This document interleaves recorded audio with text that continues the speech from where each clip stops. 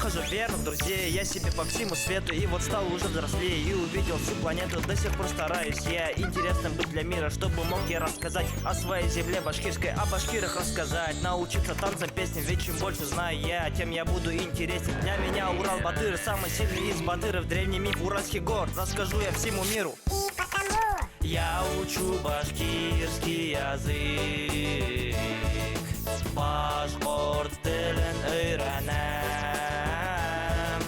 Я учу башкирский язык, башкорт телен öğrenem.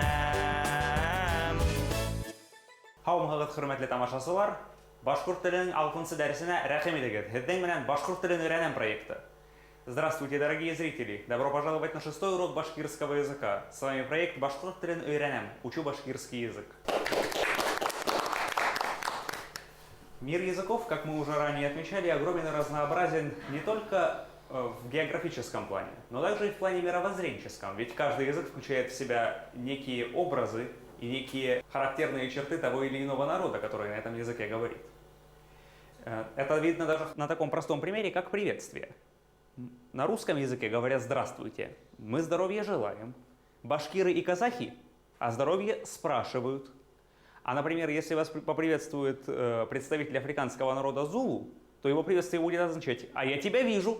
Это разнообразие, эти краски мира языков мы должны сохранять. И именно для этого мы здесь собрались. Рахимитеге. Вячеслав Чернев, полиглот, свободно владеет 8 языками. Башкирский язык изучал самостоятельно. Интересуется башкирской литературой, культурой и историей. Именно из-за большого интереса к башкирскому языку перевелся с факультета иностранных языков Оренбургского государственного педагогического университета на факультет башкирской филологии БКПУ имени Мифтахиддина Акмуллы. Сам разработал и написал методику преподавания башкирского языка для невладеющих им как родным. Алладин Самедов, предприниматель, в 1991 году приехал из Азербайджана и остался жить вместе с семьей в городе Нефтекамск. В 2009 году начал изучать эпос «Урал-Батыр», а в 2011 году перевел его на азербайджанский язык. Ирина Сухарева, магистрант Башкирского государственного университета, художественный руководитель студенческого клуба. Занимается международным обменом студентов Уфа-Галле. Интересуется иностранными языками, играет на гитаре и фортепиано. Тимур Абдурахманов, стоматолог, более 14 лет работает в области медицины. В этом году был награжден медалью России за трудовые заслуги. Любит готовить, в свободное время занимается рыбалкой, путешествует. Софья Покровская, корреспондент башкирского спутникового телевидения. Образование педагогическое. Ведет активный образ жизни, любит ходить в поход, путешествовать по миру. Селестин Жульен Райринзатов, аспирант Уфимского государственного авиационно-технического университета. Музыкант, танцор, спортсмен и шоумен. Родом из Мадагаскара. Родной язык – малагасийский. Владеет русским, французским и английским языками. Прошу заметить, сегодня у нас изменения в составе наших уважаемых учеников. Софья по причине серьезного сложного задания не смогла в этот раз участвовать в проекте. Мы решили воспользоваться этой возможностью для того, чтобы провести несколько открытых уроков языка, для того, чтобы в них поучаствовали люди, ранее знавшие проект лишь со стороны.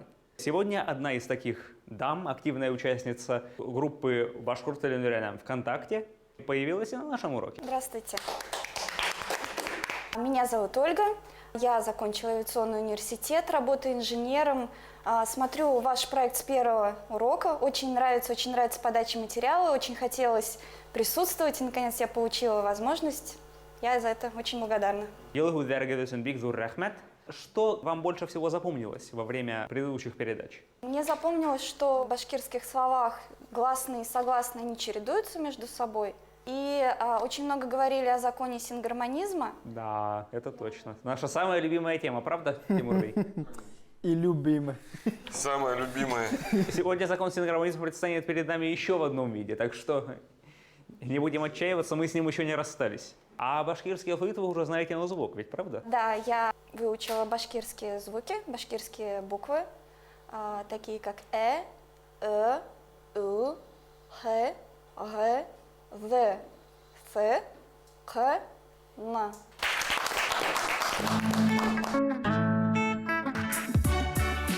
А что вы помните из прошлого урока, что мы проходили? Мы брали спряжение глагола. Верно. А по части существительных что мы прошли? Ну, существительные елга. Да. А какую тему мы взяли с именами существительными? Ну, форма определенности принадлежит. Верно. Определенность и принадлежность. И изучали изофит, который вот добавляет вот в конце вот Изофет – это признак какой категории? определенность. Определенности. Когда он употребляется? Третье лицо. Если он стоит сам по себе, то это третье лицо, совершенно верно. А если стоят рядом два существительных, и одно из них определяет другое, например, тетрадь ученика, школьный сад, то есть сад школы. Существительный, который второй, мы добавляем вот окончание. Да, второе, Изофит. которое ключевое. Да. Например, сад школы здесь будет сад. Мы его ставим в конец и добавляем к нему изофет. Слово «школа» мы оставляем без изменения и ставим в любое другое место, но не в конец. В данном случае в самое начало, потому что два слова. А бывают еще случаи типа «мәктәп оқытушыһы дәфтәрі», тетрадь школьного учителя, когда там два изофета надо ставить, потому что, по сути, две конструкции наслоились одна на другую. Это сложная изофетная конструкция, состоящая из трех слов. Там изофет ставится ко всем словам, кроме самого первого. Итак, эта тема, насколько я понимаю, была для вас достаточно легкой. Но тут вопрос состоит, например, если на русском, да? Дом друга. Так. В башкирском это меняется, вот эти состав, положение, вот эти слова меняются, да, то получается как друга дом, да, получается. Йорто получается. Да. добавляет Потому что о чем идет речь? О доме. Это ключевое слово, мы его ставим поэтому в конец. А там ой или опять Эй. Нет, унum öyü. Это изофет здесь. А минем öyüm. принадлежит. Там есть определенность, юм, там вот это осталось от изофета. И к нему добавляется окончание м принадлежности. А если улардың öyü. Да, улардың öyü. Изофет, если он стоит сам по себе, без сопровождающего существительного, когда одно существительное и при нем изофет, это значит его, ее, либо их, согласно контексту. Китабы – это его, ее или их книга. Öyü – его, ее или их дом. Но там уже по контексту понятно, о чьем доме идет речь. А теперь, я думаю, перед тем, как начать, собственно, новую теоретическую тему, разбавим нашу постоянную теорию небольшим количеством практики. Аладдин Бей, белеуімсә, һез үфілет түгел, нефтекама қалағында яшайсыз. Бүгінгі тапшыруға несек келіп еттігіз? Bugün irte Neftikam kalağından sıktım. Tışta kış, kar yağa, matur kar yağa, yollar tar, bugün yalkını, yolda maşınlar küp.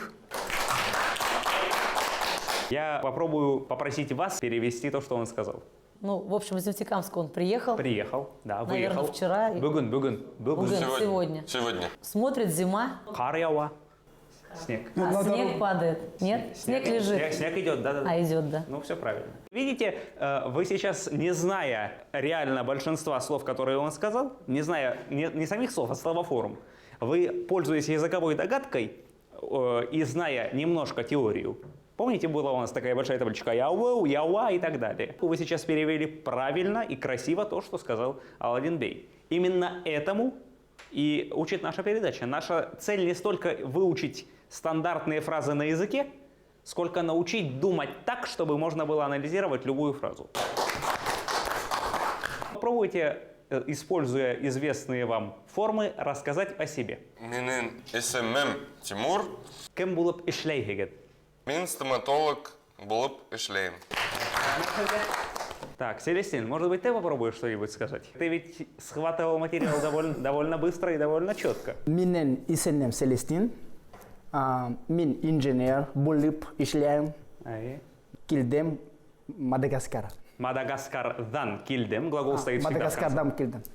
Ага, глагол стоит всегда в конце.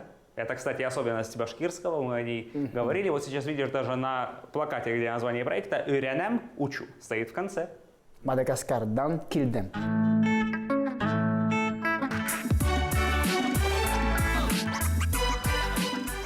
Общая структура имени существительного. Итимдин дюйм структура. Начинается оно, как и любое слово, с основы, затем идет число, затем аффикс определенности, затем принадлежность при необходимости и затем падеж. Вы помните то длинное слово, которое мы брали как пример на строение башкирского слова? Мы брали слово «язаусаларабадга». Сейчас я попробую вам написать это слово достаточно быстро и точно. «Язаусаларабадга». Именная основа здесь. «Язауса». Затем пошел аффикс числа множественного. «Лар». Затем определенность принадлежность «б» и падеж «га». Нашим писателям. Итак, писатель язауса, писатели язаусалар, конкретные известные или их писатели язаусалар, наши писатели язаусалар, нашим писателям язаусалар «га».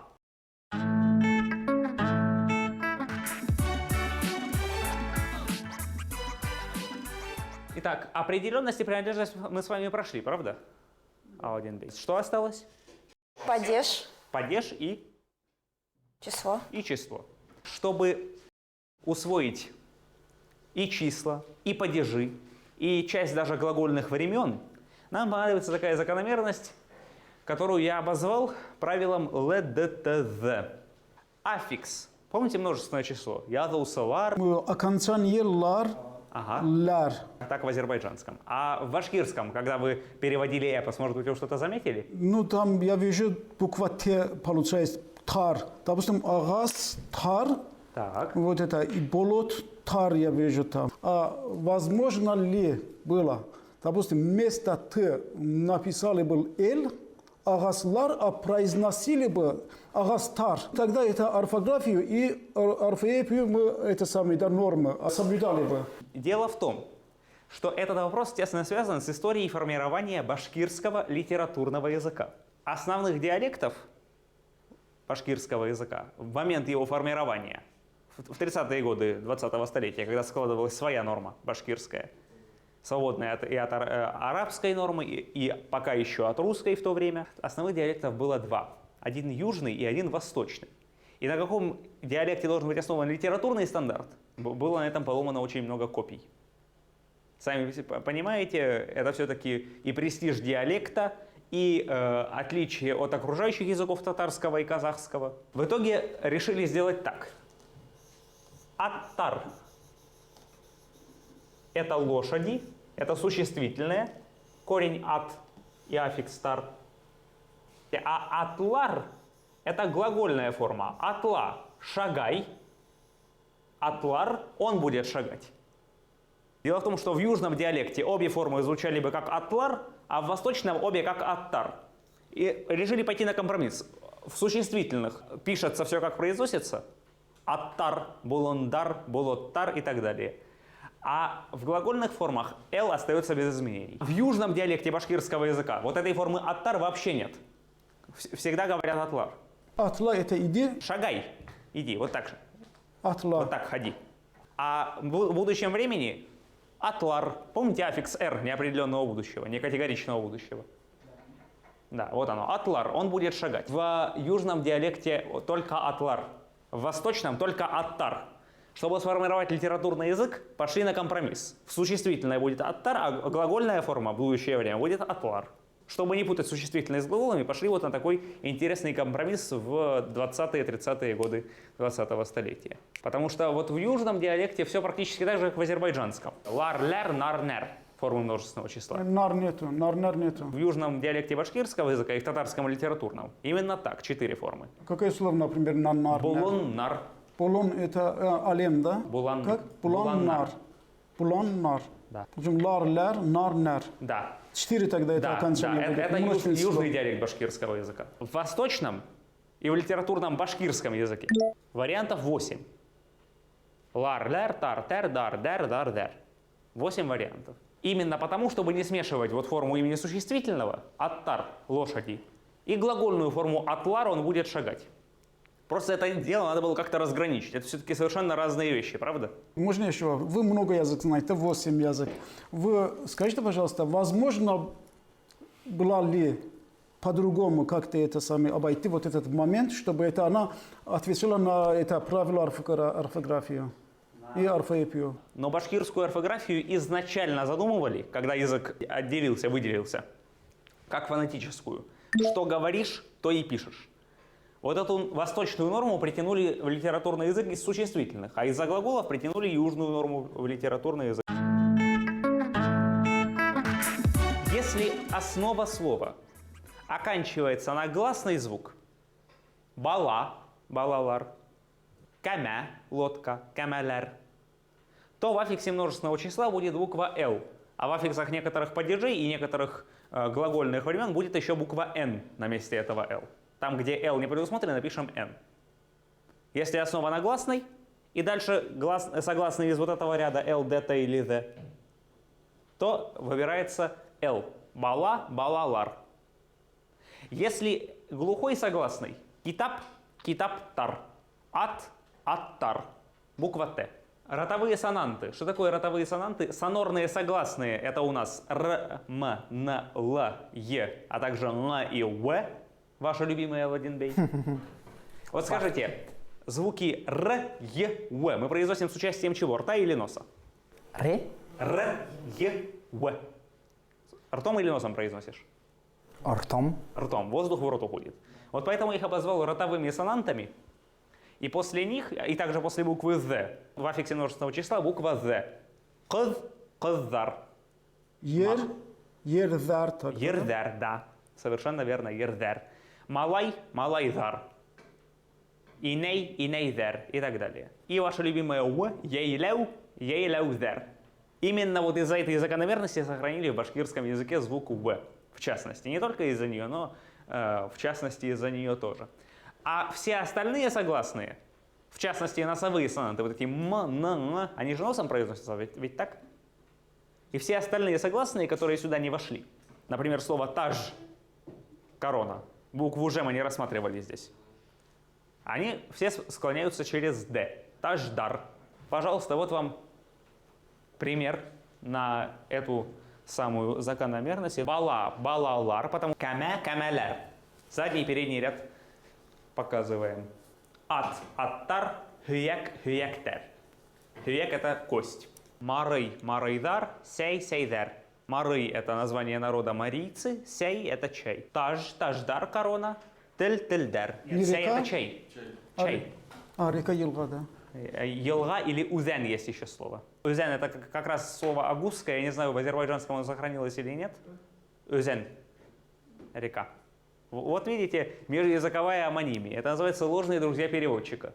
Увидел какой-нибудь башкир в азербайджанском тексте чай и думают, при чем же тут чай-то, когда речь о реке? Если гласный, то «л» или реже «н» в падежных и глагольных формах.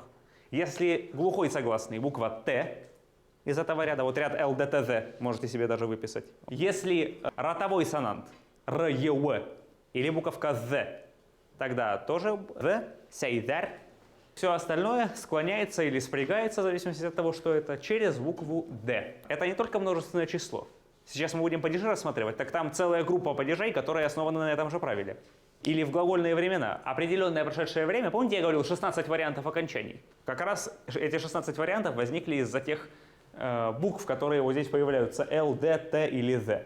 Давайте попробуем образовать множественное число от слов, которые нам всем знакомы. Итак, «ыстель».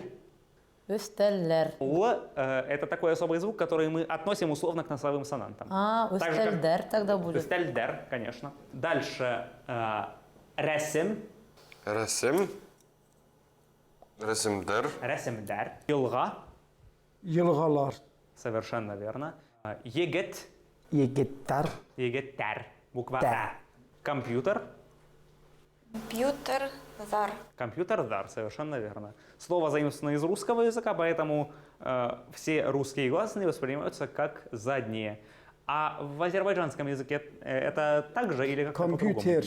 Ер или Ер, е. ага. Компьютерлер. Поэтому а будет. Соблюдается это закон сингармонизма. Ровно 32 года тому назад была в башкирский язык введена вот эта норма, что все русские гласные задние. А до этого тоже говорили компьютер-дар. Кагыл. Кагызар. Верно. Бумаги. Канеш. Канаштар. Что я понял, да? Как мы говорим, так и пишем. Попробуем дальше. Язуэль. Езбельдер. Совершенно верно, таблицы. Слово немножко устаревшее, но вполне себе колоритное. Хурят.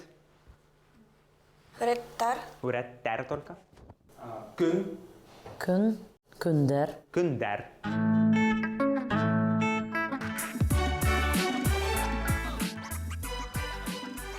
Традиционная грамматика выделяет, как и в русском, 6 падежей, но мы рассмотрим несколько больше форм в связи с тем, что эти самые околопадежные формы функционируют реально в языке и функционируют так же, как падежи, просто не записаны в грамматику. А что такое около падежи? Это почти падежи, просто они так в грамматике не написаны. Dans les livres de grammaire, il n'y a que 6 cas dans la langue bashkire. Mais il y a d'autres formes qui fonctionnent comme les cas, mais sont les formes des adjectifs. Есть в башкирском языке такие формы, которые стоят на границе существительного и прилагательного по смыслу. Эти формы очень похожи на падежи, но в академической грамматике падежами не считаются. Я думаю, имеет смысл их рассмотреть вместе с падежами. Аладдин Бей, может быть, вы заметили какое-то отличие от того, как обычно подаются формы падежей в книгах по грамматике? 6 падеж. 6. Töp kileş, Төп келеш. töşem kileş это есть, нету урым вакыт kileş, сыгана kileş. Да, нету, но он дальше пойдет.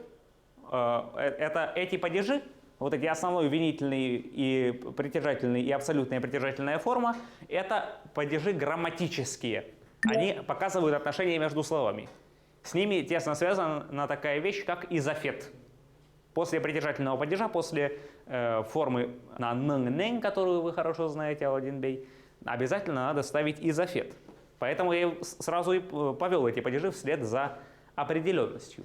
Винительный падеж образует от основы слова с помощью окончания н, д, т или з. То есть ряд н, д, т, з, который мы с вами рассмотрели, и плюс к нему узкие гласные в соответствии с законом гармонии. Закон ЛДТЗ вы, наверное, уже перед глазами имеете. Берете основу слова, далее ставите согласный Н, Д, З или Д, в зависимости от того, на что оканчивается эта самая основа.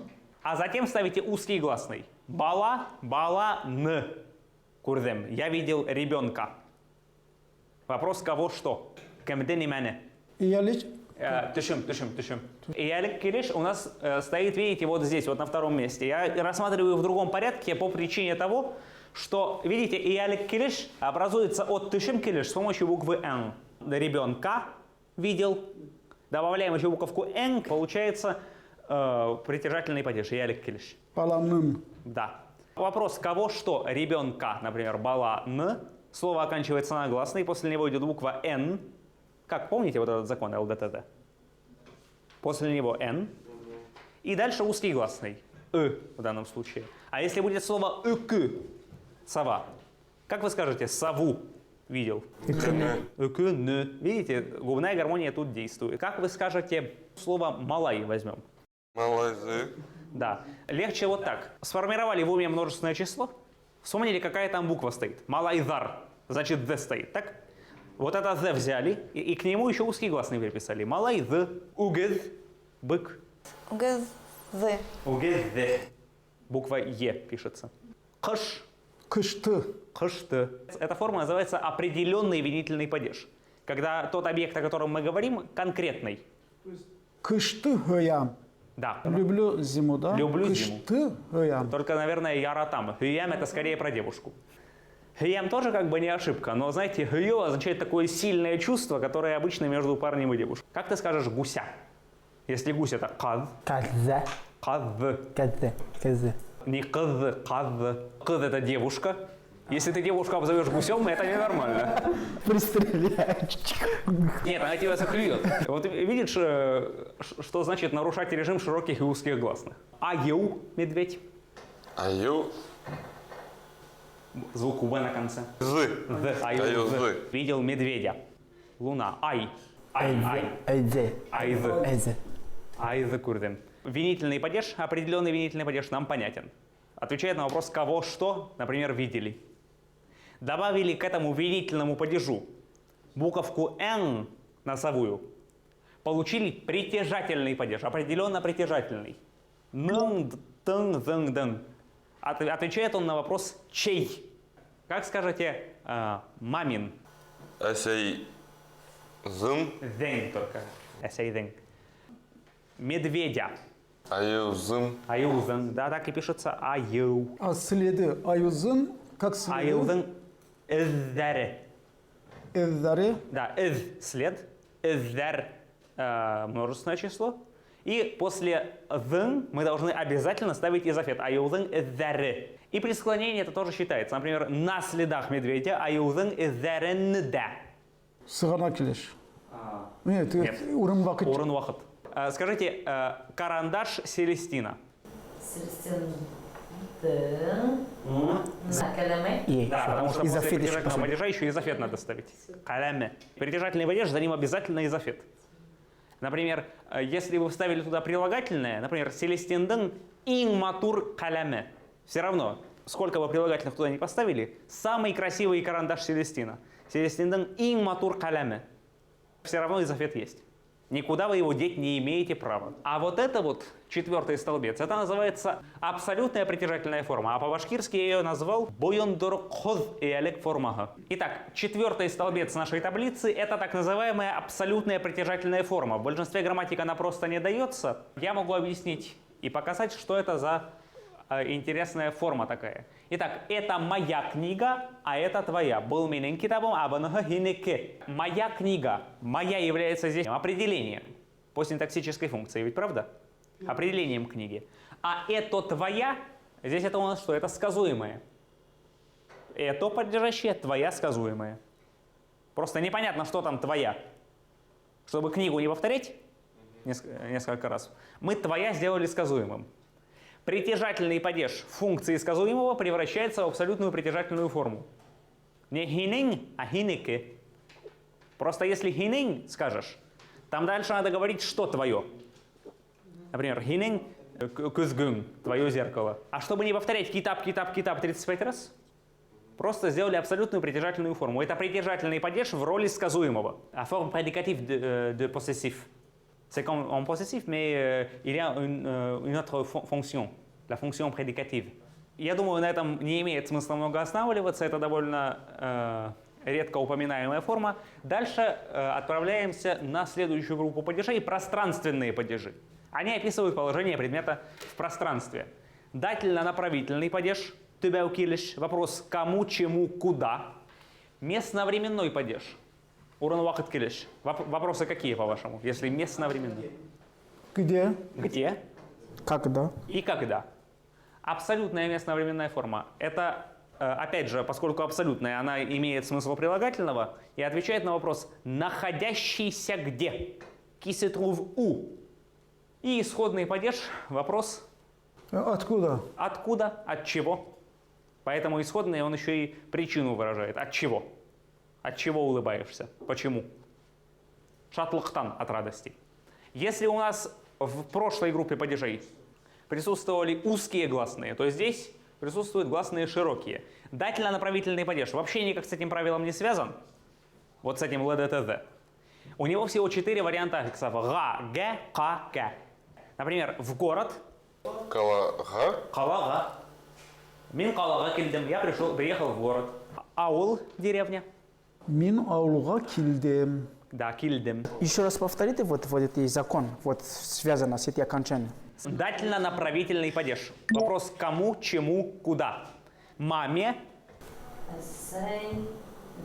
Эсейге. Хериф буква на букву. Херифке. Совершенно верно. На вопрос. Хорау. Рауга. Хорауга. Хорауга. Совершенно верно.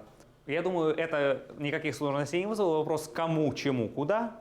Дательно-направительный падеж. 4 варианта окончания. Это тюбяукилеш. Тюбяукилиш. То есть Тюбяукилиш. мы сейчас 3 падеж рассматривали, да? Да. Первый төшөмкилеш, Потом второй иаликилеш. иаликилеш, третий тюбяукилеш. Дальше начинается снова правило ЛДТЗ. Видите, опять 4 группы слов, 4 варианта окончания основы. Бала, ла, атта, гайрда, тажда. Вопрос где. Или даже у кого. Конечно, местно-временной падеж. Урамда. Урамда. Как скажете на уроке? Дарис. Дәрісте. Звук с глухой. Даристе. Мы уже не знаю сколько раз упомянули закон сингармонизма. И здесь губная гармония не действует. Либо А, либо Э. Потому что широкие. Та, те, лале. Да, даде, да. даде. На передача тапшыру. Тапшыроза. Тапшыруза. Спасибо. Если мы добавляем сюда, вот к этому окончанию, к этому аффиксу еще «г», мы сообщаем ему элемент значения прилагательного. Вот эта форма «балала-г», «даристаге» и так далее означает «который находится где» или «который происходит где». Например, вместо того, чтобы сказать, например, «урамда уранлашхана газ», дерево, которое расположено на улице, можно сказать «урамдага газ» и все. Скажите, пожалуйста, находящийся на улице. Урамдағы ағас. Да, урамдагы агаз, дерево, которое находится на улице. Видите, в русском мы еще запятую должны поставить, ввести сложное предложение. И это не совсем уран-вахат, это даже и не падеж, это абсолютная местно-временная форма. Почему абсолютная? Она независимо употребляется. Например, скажите, пожалуйста, который происходит на перемене. Перемена как? Танафис. Тагы. Таги. Г на Г меняется. Помните, задний и передний ряд мы с вами рассматривали. Г меняем на Г и К меняем на К. Тот, который находится в календаре. Календарь, возьмем арабское слово таквим. Такым дагы. Даги. Скажи, пожалуйста, Селестин, который находится в комнате. Бурмелеге. Да, тот, который находится в комнате. И последняя из рассматриваемых нами поддержанных форм этой группы – это форма с окончанием нан, тан, зан или дан. Это форма исходного падежа. Вопрос – от чего, откуда, из чего и так далее. Вспомнили множественное число, поменяли r на n, получили исходный падеж, чтобы было легче. Аттар лошади, аттан. Ну, от лошади уходишь. Скажи, пожалуйста, с урока. Сураканан. С урока. Дәріс урок. Ты переводи на башкирский язык урок сначала. Урок дәріс. Дәрістен. Таристан. Множественное число. Дәріс, дәрістер. Помнишь? Вот р поменял на n, получил исходный падеж. Дәрістен. Селестин, айткандай, хин қайдан келдің? Мадагаскардан. Вот. Какой падеж? Это исходный падеж. Исходный падеж. Видите, приехал из Мадагаскара. Тимур Бей, һеҙ ҡайһы ергә, ҡайҙа килдегеҙ? Мин Өфөгә дәрістен килдем. Только не дәрістен, это вы не с урока же в Уфе ушли, а на урок пришли. Дәрескә тоже то же самое окончание. Һеҙ мәғлүмәтте ҡайҙан күсерәһегеҙ? Откуда вы переписываете информацию? Тоска будет такта. Откуда? Тактанан. Тактанан. Совершенно верно. Тахтанан. Вы поняли то, о чем мы сегодня говорили? Да, да. Самое интересное домашнее задание на следующий урок. Итак, склоняются у нас не только основные формы слов, но и формы с притяжательными аффиксами. Например, балам дын чей? Моего ребенка. Балагызга кому? Вашему ребенку. Сначала идет аффикс принадлежности, а только потом аффикс падежа. Ваше домашнее задание будет состоять в том, чтобы взять любое слово из списка сводыша, не обязательно это будет слово «бала», образовать от них все формы с притяжательными аффиксами и просклонять их все. Пожалуйста, как новый человек, Ольга, выскажитесь по поводу сегодняшнего занятия. Как новый человек хочу сказать, что, конечно, последняя тема мне далась тяжело для понимания, но было очень интересно. Образование вот этих длинных слов, где принадлежность, там, который, туда. Ага. Пожалуйста, запомните эту структуру. Основа, число, принадлежность, падеж. Нет числа, сразу ставите принадлежность. И все. Шунан менен дәресебез тамам. Хаулыгы.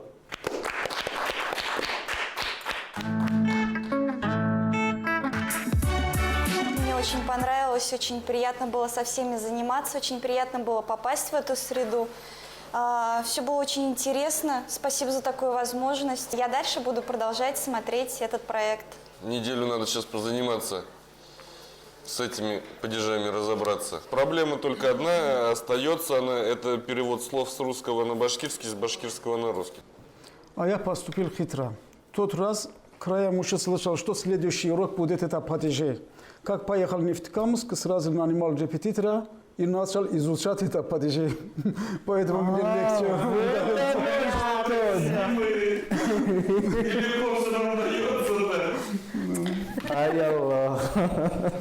Ну, я 6 падежей основных изучал, это 6 падежей. И здесь добавляется 2 падежей, которые около падежей. Тяжело удается, но здесь это самое, немного я понял, вот это самое, это добавление. Мне тоже кажется, что мне придется всю неделю с репетитором, наверное, вот эту таблицу заполнять. Ну, тут, на русском, да, уже был тяжелый, который там 6 падежей. А сейчас, тем более, когда нас учили, там немножко отдельно, там 3 или 2 падежа в одном уроке. А тут сразу все, мы уже глаголы уже изучали, вот сейчас уже вот формирование прямо, который надо для речи. И я вошел во вкус. Аладдин Бey, бүгінгі тапшыруға не келебейсіз екен? Erta Neftekamsk қаласынан çıktım. Kışta kış, матур kar yağar. Ну, в общем, из Нефтекамска он приехал, смотрит, зима, снег падает. Вы сейчас, не зная большинства слов, которые он сказал, перевели правильно и красиво то, что сказал Аладдин Бey. Именно этому и учит наша передача. Проблема только одна, это перевод слов с русского на башкирский, с башкирского на русский. И голова у Селестина сейчас пока переваривается все это.